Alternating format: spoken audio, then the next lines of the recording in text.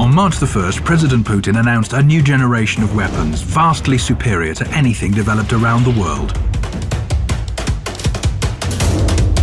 У России такое оружие есть.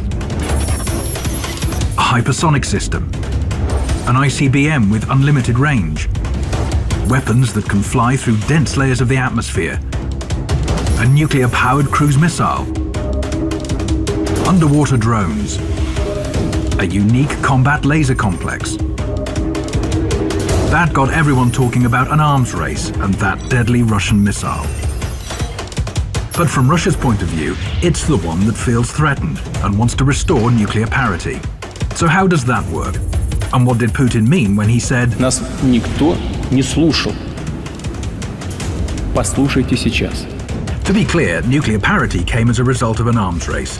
It was provoked by the first and so far only nuclear strike in history, when the US dropped atomic bombs on Hiroshima and Nagasaki in 1945. Estimates put the total number of casualties at up to 450,000. By 1949, the USSR had its own nuclear weapon ready. By 1952, the US tested the first thermonuclear device. A year later, the Soviet Union followed suit. Both sides began to develop ballistic missiles in an attempt to get ahead of each other. The US installed nuclear weapons in Turkey, and the USSR put missiles in Cuba. It was followed by the Cuban crisis, which saw the world teeter on the brink of nuclear war, until Moscow and Washington realized there could be no winners.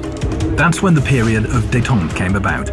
By the early 1990s, it seemed the tension between the two countries was over. It was a time of promises, although some would prove empty over time. NATO famously promised Soviet leader Mikhail Gorbachev that it would not move an inch to the east. Даже такие были выражения, как это было у Бейкера, госсекретаря, что мы и на 10 сантиметров не двинемся в интересах НАТО или что-то. Recently declassified documents on the 1990 negotiations proved Russia's account is accurate.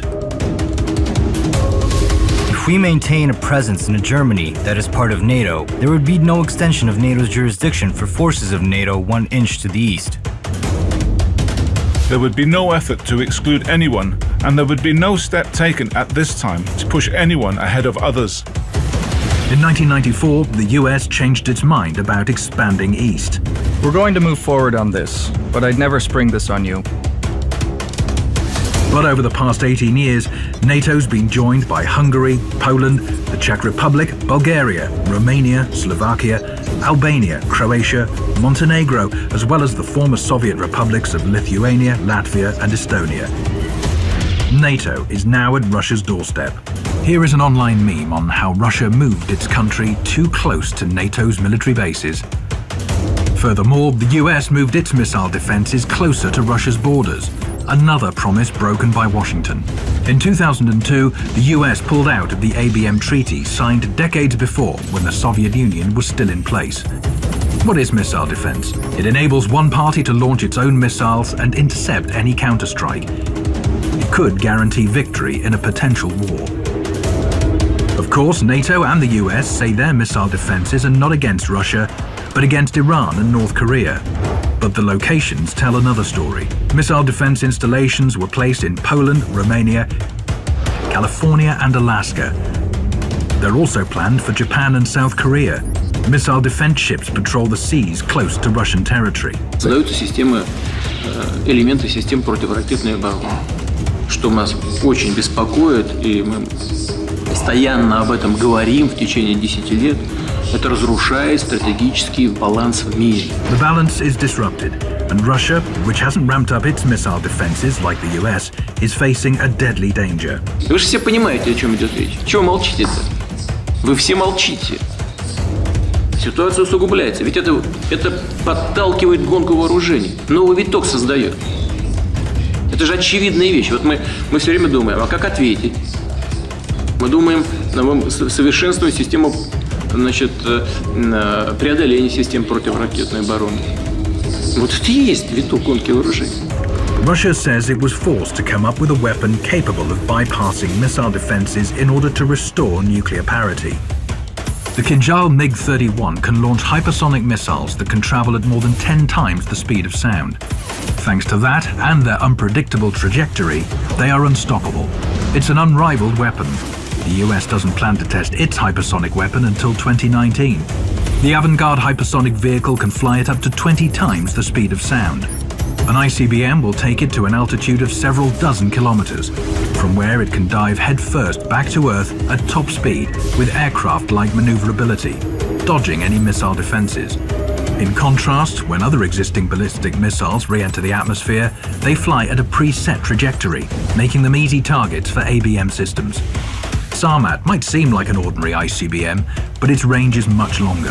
The legendary Topol-M missiles can only take the shortest route through the ABM systems. Sarmat can travel via the North or the South Pole where there's no missile shield, and it will still hit its target. But most importantly, Sarmat is a heavy missile capable of carrying more than 20 warheads. That's 5 times more than previous generation missiles. The Burevestnik nuclear-powered cruise missile is a unique weapon. It's basically the same as an American Tomahawk. But whereas the Tomahawk's range is limited to 2,500 kilometers because of fuel constraints, Russia's new missile can fly indefinitely. It can take any path to avoid missile defenses. Just like Poseidon underwater drones. Similar to the regular drones we're used to, except these are submarine launched and travel at incredible speeds towards their targets under the sea.